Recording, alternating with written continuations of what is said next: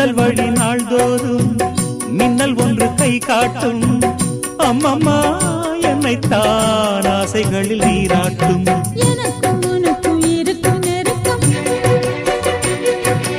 இளமை தொடங்கி முதுமை வரைக்கும். இரவும் பகலும் உறவை வளர்க்கும், இடையில் இருக்கும் தடையை தகர்க்கும்.